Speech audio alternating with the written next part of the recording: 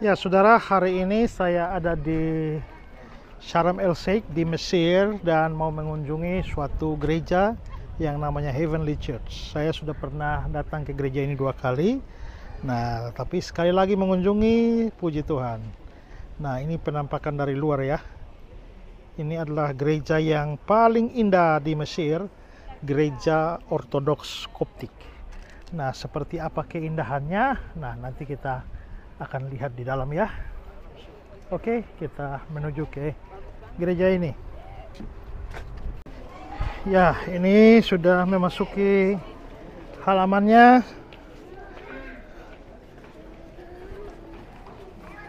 Inilah Heavenly Church atau Katedral Surgawi.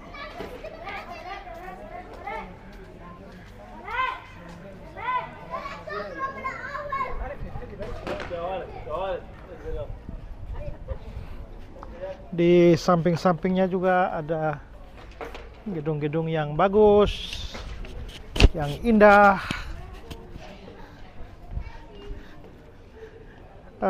Orang-orang kalau berkunjung ke kota Sharm El Sheikh ini biasanya tidak akan melewatkan gereja ini, karena gereja ini unik. Dan kenapa disebut sebagai Heavenly Church atau katedral?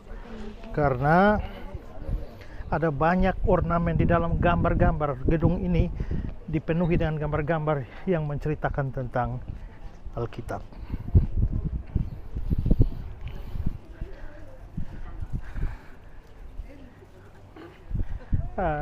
Gereja ini unik.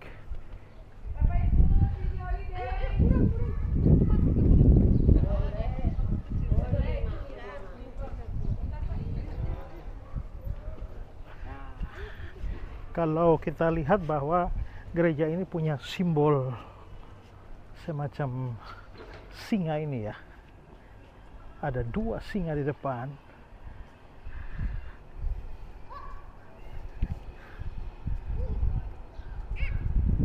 Ya, ini dan satu lagi di sana. Nanti akan saya jelaskan ya, tapi kita dengar dulu penjelasan.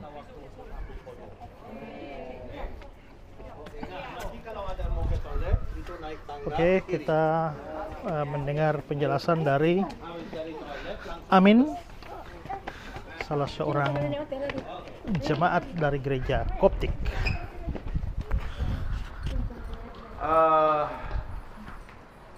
Pintu masuk gereja ini, siapa yang masuk kerajaan surga itu dari segala bangsa, dari semua bangsa seluruh dunia. Dan gambar ini Bapak dan Ibu yang kita lihat, ada anak-anak menyimbolkan dari segala bangsa. Ada anaknya Tuhan. Mari kita masuk. Silakan. Di dalam gereja tidak boleh berteriak, Bapak.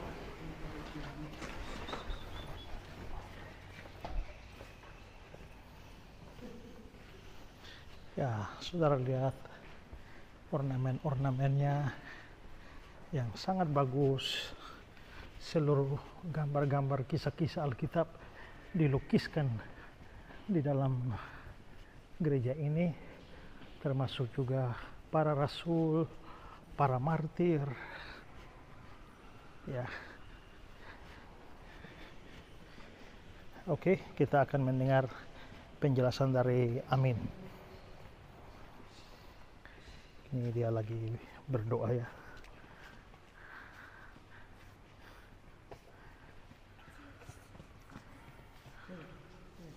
Silakan duduk sini.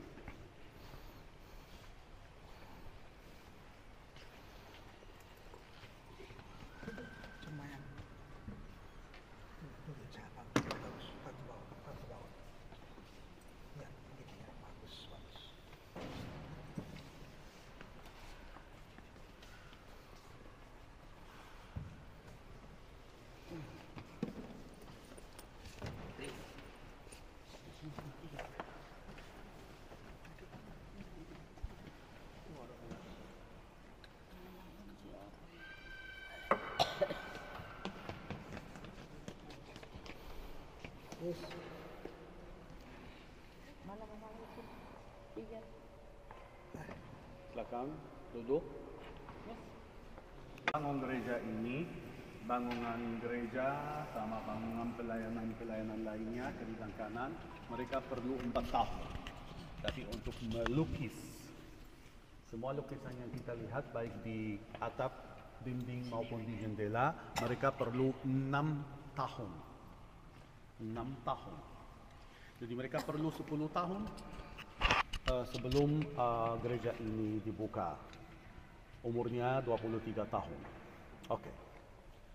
Di sini Bapak dan Ibu, sebelum saya cerita tentang lukisan-lukisan yang ada di gereja ini, saya mau memberi penjelasan tentang satu hal yang penting sekali. Mungkin sesudah saya memberi penjelasan ini, Anda akan melihat banyak hal di lingkungan kita masing-masing di Indonesia dengan mata lebih terbuka. Yaitu apa? Lihat ke atas.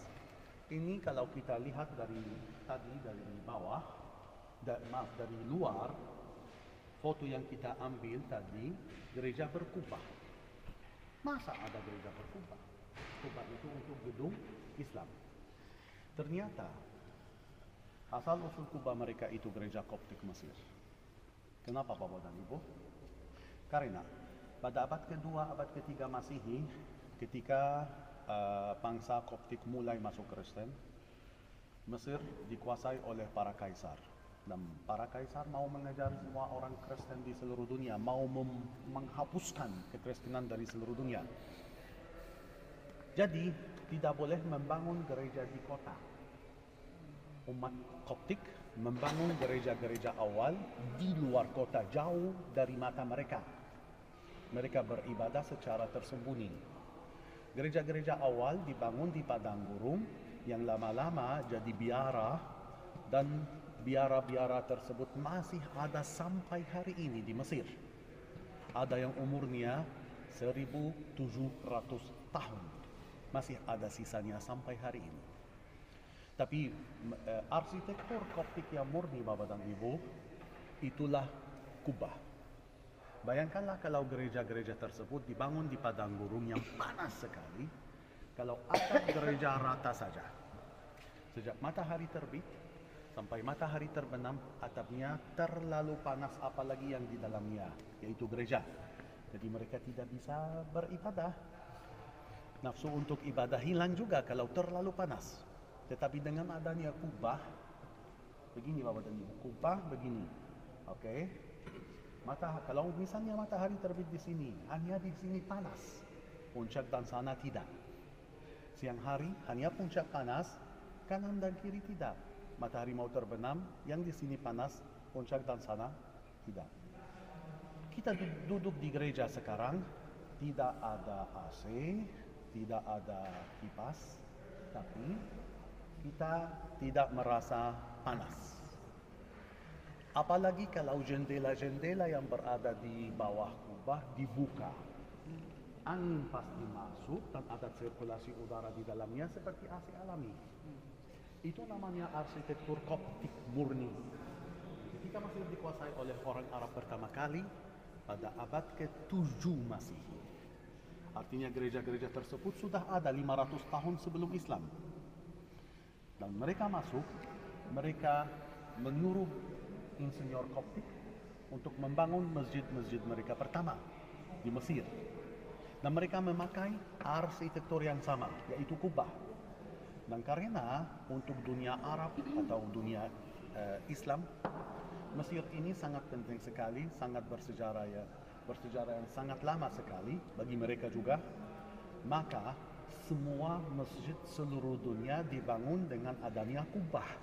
Asal usul kubah mereka itu arsitektur Koptik. Kita ngerti sekarang Bapak Ibu. Jadi kalau orang berkata, ini contohnya tadi saya dengar ada Pendeta Stephen Tong, saya lihat gerejanya yang di Kemayoran berkubah besar luar biasa. Saya sekali diundang ke situ dan saya memberi kesaksian seperti itu, mereka baru ngerti, mereka tidak tahu sebelumnya bahwa arsitektur itu asal usulnya insinyur saudara seiman, yaitu Mesir. Terus Bapak dan Ibu, di sini ada lukisan begitu banyak sekali. sejak dari Kejadian sampai Wahyu. Lihat ke belakang lantai 2.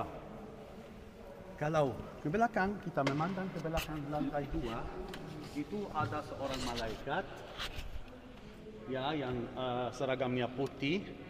Itu waktu Adam dan Hawa diusir dari Taman Eden. Ya. Di sampingnya lagi yang di bawah jendela-jendela itu ada bahtera kapal Nuh.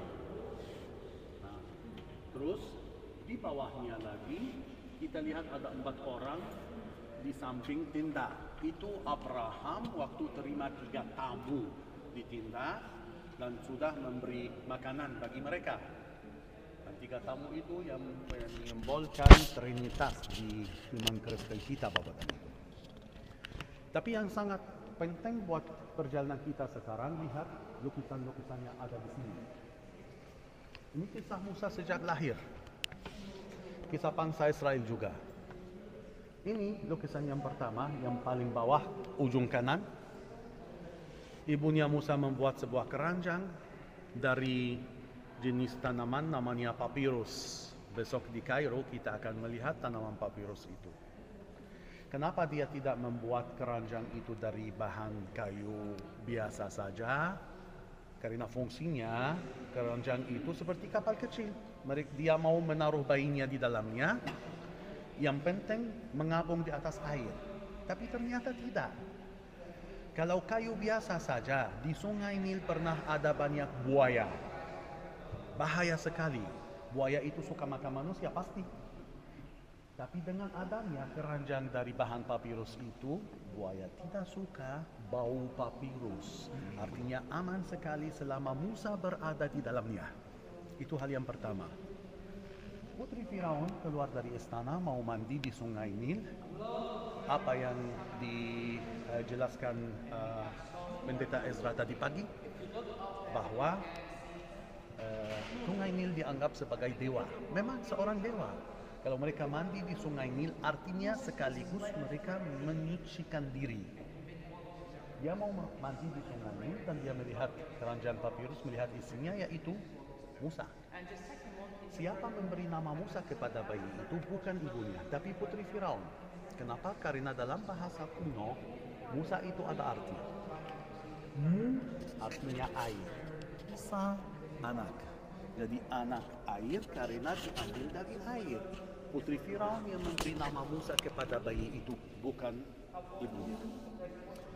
Besok perjalanan kita dari sini menuju ke Kairo cukup panjang. Saya akan cerita dengan lebih panjang lebar tentang kisah bangsa Israel. Saya melanjutkan cerita yang tadi pagi. Tapi lihat ke atasnya lagi bagus. Ini Musa mengembalakan domba dan kambing dan melihat ada sebuah semak yang menyala. Tadi kita lihat padang gurun gersang, warna gurun kuning atau coklat, gersang sekali. Kalau ada satu pohon dari jauh kelihatan, apalagi kalau menyala. Musa melihat sebuah semak menyala, tapi tidak terbakar, tidak hangus. Musa mau mendekati semak berapi itu, dan tiba-tiba Tuhan berbicara dengan Musa, firman-Nya apa? Lepaskanlah kasutmu dari kakimu, karena tanah di mana kamu berdiri adalah tanah suci, tanah kudus. Bapak dan Ibu, sebelum adanya, benar-benar apa yang dikatakan Pendeta Ezra tadi pagi, ini sebelum adanya Yerusalem, Bethlehem, Nazaret sebagai kota-kota suci yang kita kenal sekarang. Tuhan telah berfirman untuk bagian Mesir, tanah suci. Tanah suci itu di tanah Mesir. Oke. Berikutnya Bapak dan Ibu, Musa sama bangsa Israel menyeberang laut seberang. Tapi saya mau cerita tentang mukjizat itu yang terjadi karena itu sangat penting sekali buat iman Kristen kita, Bapak. Mereka keluar dari Mesir. Oke. Akhirnya Firaun mengusir mereka, katanya pergi. Karena dia tunggu apa lagi? Tanah Mesir sudah rusak. Anaknya sudah meninggal. Bangsa Mesir berduka cita. Dia mengusir mereka. Ada jalan, nanti di kota Kairo ada peta besar, saya akan memberi penjelasan tentang peta Mesir, tentang lokasi situs-situs yang dikunjungi kita. Ada jalan darat dari tanah Goshen menuju langsung ke tanah Kanaan. Mungkin kalau berjumlah 2 juta orang itu beserta beternak mereka, mungkin mereka memerlukan 4 bulan, paling lama 4 bulan, cepat sampai. Kenapa? Karena sebelumnya Abraham sama Sarai istrinya waktu turun ke Mesir untuk membeli makanan, mereka pakai jalan yang darat yang sama. Tidak ada tertulis dalam Alkitab mereka pernah menyeberang laut, tidak ada. Waktu Yusuf dijual oleh saudara-saudaranya, Yusuf pakai jalan darat, tidak pernah menyeberang laut. Waktu bangsa Israel, suku-suku termasuk ayah mereka Yakub berpindah ke Mesir, mereka pakai jalan darat yang sama. Jelas ya Bapak Ibu? Tapi Tuhan ada rencana. Tuhan memimpin mereka menuju ke arah laut. Bangsa Israel berdiri di depan laut. Jadi Tuhan tidak memberi GPS bagi mereka, tidak memberi peta bagi mereka. Tapi Tuhan telah memimpin mereka dalam bentuk apa? Tiang awan dan tiang api. Kemana tiang awan dan tiang api pergi, mereka ikut saja. Itu menuju ke arah laut. Tiba-tiba mereka berdiri di depan laut. Firaun, Raja Mesir, cepat menyesal. Dia berkata kepada rakyatnya, kenapa kita lepaskan bangsa Israel dengan begitu mudah? Dia bilang begitu mudah sekarang. Padahal ada 10 tulah menimpa tanah Mesir. Tanah Mesir semuanya rusak. Dia kumpulkan tentara Mesir beserta jumlah 600 kereta perang terpilih. Saya mau tanyakan sesuatu Bapak dan Ibu. Kalau kereta perang terpilih di masa kita sekarang, yang tentara-tentara dunia memakai, namanya senjata apa saja? Kereta perang. Tangkar. Ya? Pesawat. Tangkar. Tangkar itu ada yang sangat modern sekali sekarang. Kalau ada satu tentara mempunyai 600 kereta perang terpilih, tangkar terpilih yang sangat modern sekarang, siapa bisa melawan? Tidak ada. Firaun mengejar. Tiba-tiba mereka berdiri di depan laut dan mereka memandang ke belakang. Ada debu luar biasa, itu tentara Mesir. Mau mengejar mereka. Dan mereka bersadar satu hal sekarang. Mereka berkata kepada Musa, apakah karena tidak ada kuburan secukupnya di Mesir?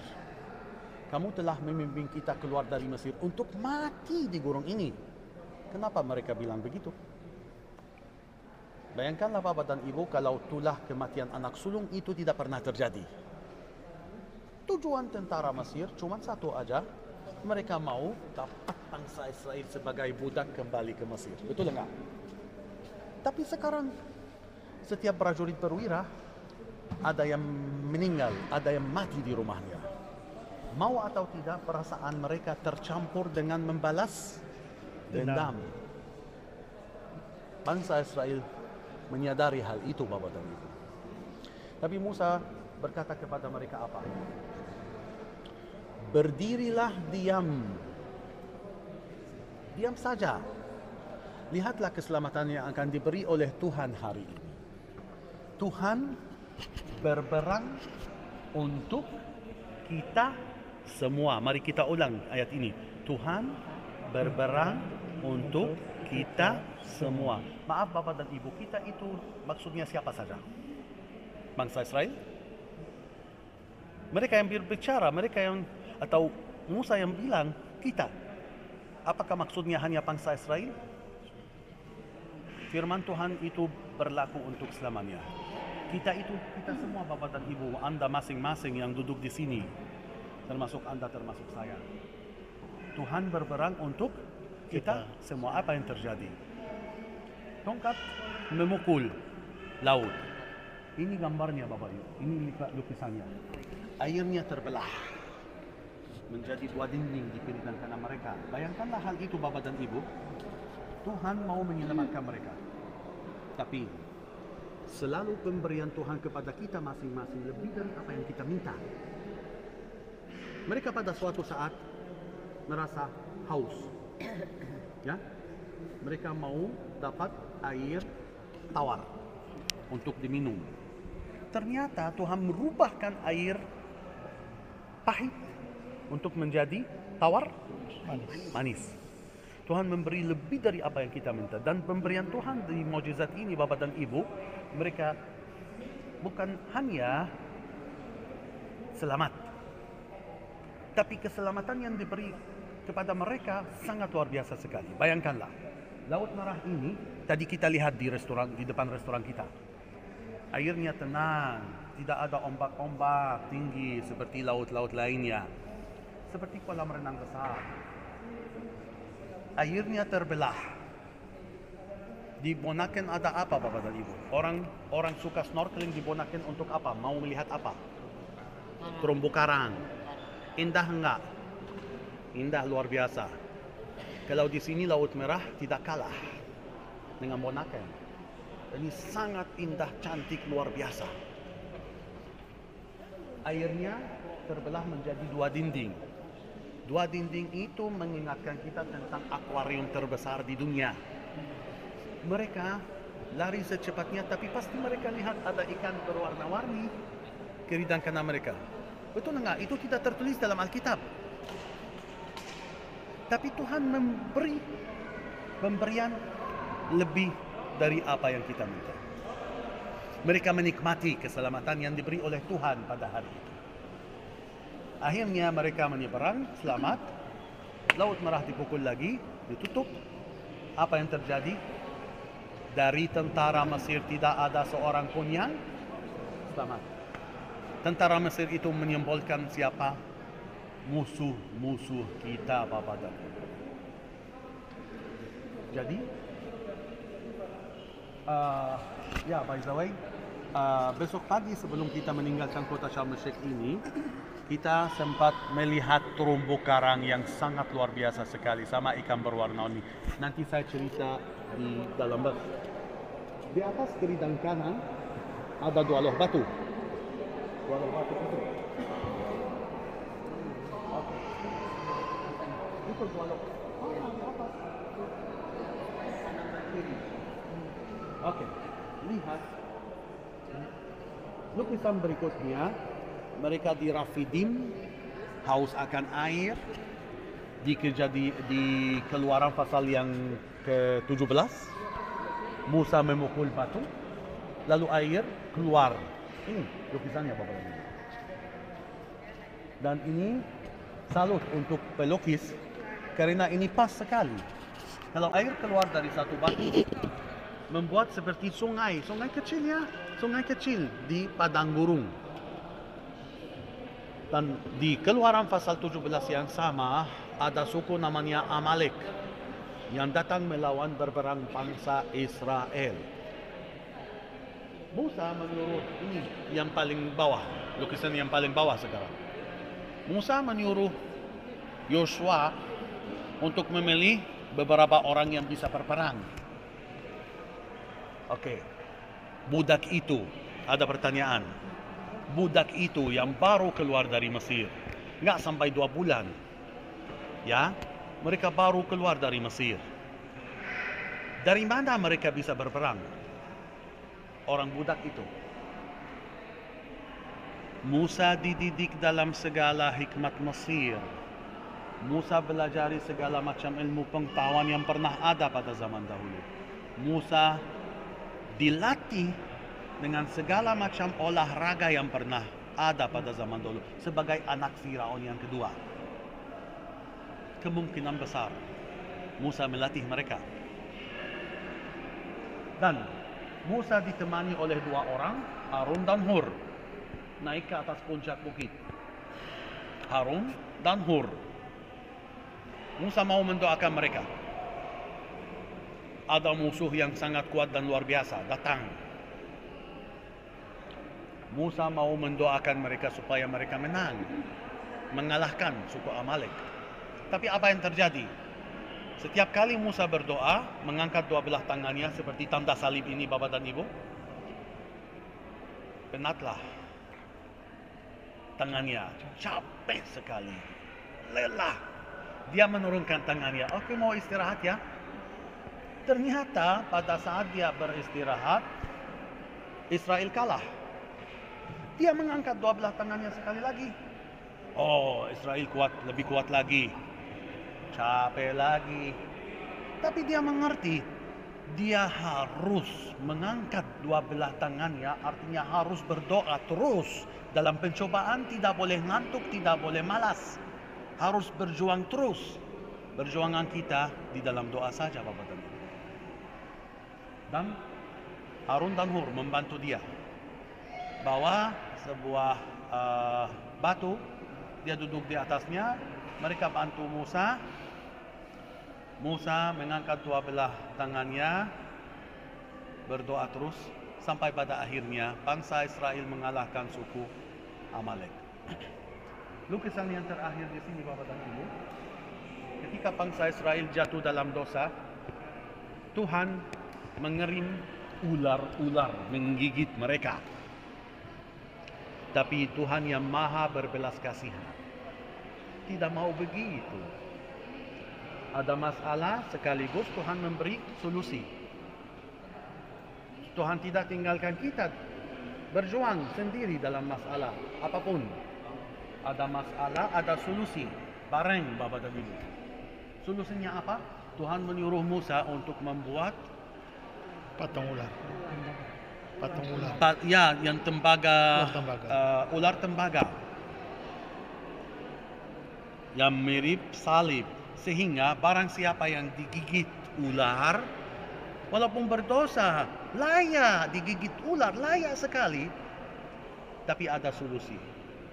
Memandang ular tembaga itu langsung sembuh. Itu gereja Katedral Surgawi, Bapak dan Ibu. Sayang sekali kalau kita tidak datang ke sini. Terima kasih Ibu Tarisa. Ya, karena ya begini, ini sangat luar biasa sekali. Dan di sana ini kisah Daud. Saya tidak akan cerita tentang kisah Daud, tapi sejak kecil kita lihat lukisan yang kita semua tahu itu nomor 3 dari bawah ke atas, nomor 3 Daud sama Goliat. Daud sama Goliat. Itu sangat luar biasa sekali. Oke, Bapak dan Ibu, sekarang karena waktu juga kita mau istirahat di hotel, apalagi yang mau foto di hotel di pantai laut atau nikmati fasilitas hotel Ya, saudara, demikian informasi atau penjelasan tentang Heavenly Church atau gereja surgawi. Ya. Oke, demikianlah. Semoga bermanfaat buat kita sekalian.